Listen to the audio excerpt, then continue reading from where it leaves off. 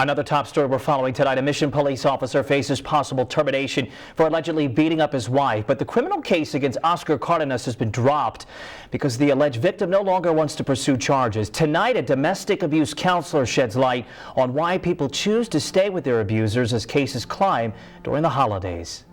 Mission police officer Oscar Cardenas is accused of beating up his wife.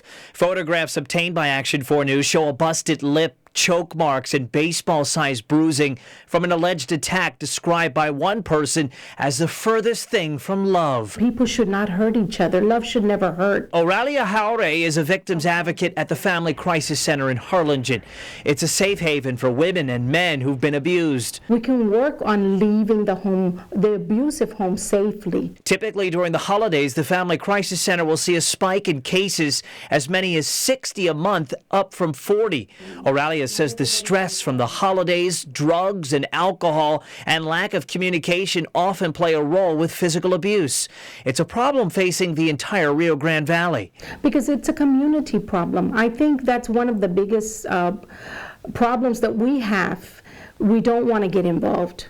It's not our problem. It's a family problem. But what happens when an alleged victim decides to stay with an abuser? Factors can include the holidays are coming, the children, will be without a parent if a parent is locked up, money. The Mission police officer's wife dropped the charges against Cardenas shortly after the case launched, telling investigators she wants to work out their differences. Because she didn't follow through with the charges, many people want to say she's to blame now. Is that the case?